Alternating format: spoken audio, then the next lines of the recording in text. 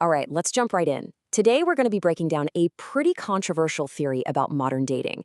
It's one that connects a man's emotions directly to his success or failure in the dating world. So let's get into it. So this is the big question, right? The whole argument we're about to explore really hinges on this one central idea.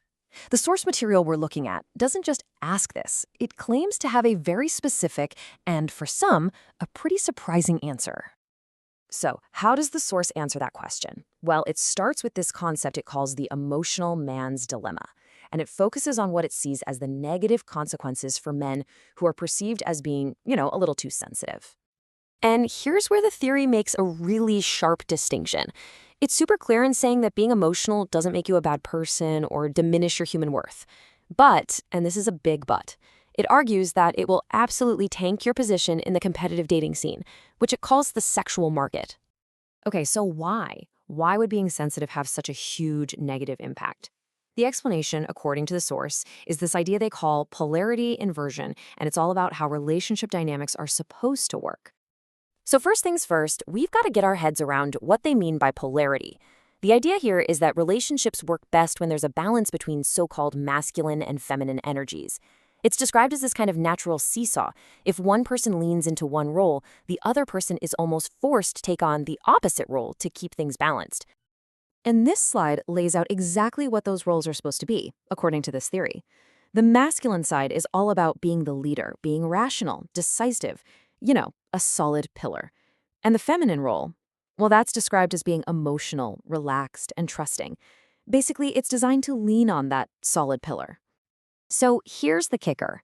The argument is that when a man becomes overly emotional, he's basically stepping into the feminine column on that chart. And when that happens, the woman is forced to switch. She has to become the leader, the rational one.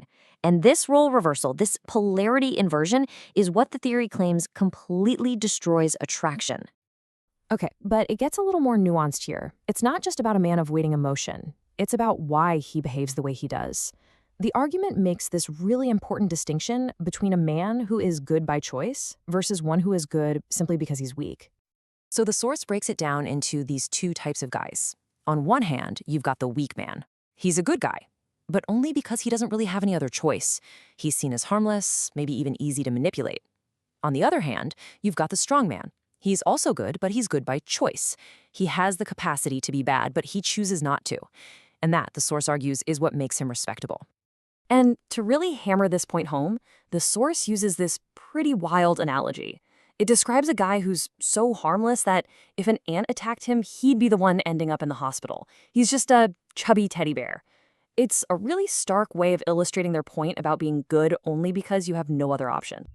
And all of this whole idea of being good by choice, it leads us straight to the absolute core of their argument on attraction, something they call the dangerous man theory. And here it is, plain and simple.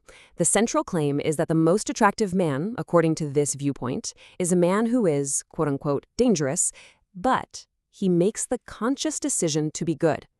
So let's break that down. What does that actually mean? Well, this dangerous man has real strength, real authority. He absolutely could use his power to cause harm, but he keeps it in check. And, crucially, he holds on to that capacity for danger so he can protect the people he cares about. It's that controlled power, that potential, that this theory says is the true foundation of respect and attraction. Okay, so now we're zooming out. We're going from the dynamics of individual couples to how this whole thing supposedly plays out across society. To do that, the source uses two big concepts, hypergamy and something called the attraction pyramid. First up, we have to understand their definition of hypergamy. It's presented as this innate biological drive for women to constantly look for and try to pair up with the best possible man they can find. This is framed as a core part of female dating strategy. And what's the supposed result of that drive? Well, this chart paints a pretty stark picture.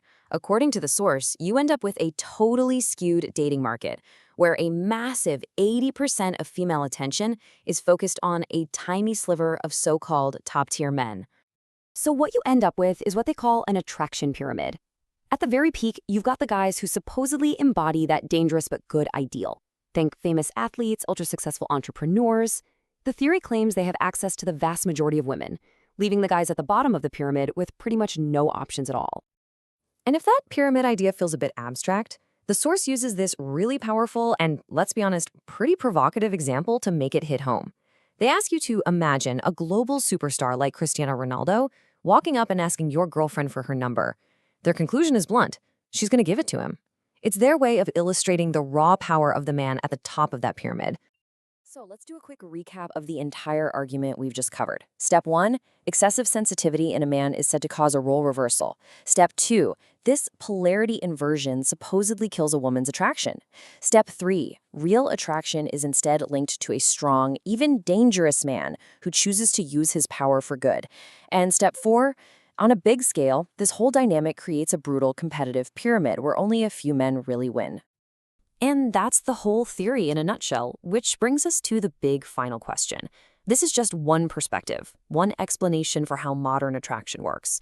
But whether you buy into it or not, what does the fact that this idea is so popular tell us about the pressures and expectations that both men and women are facing in the dating world right now? That's definitely something worth thinking about.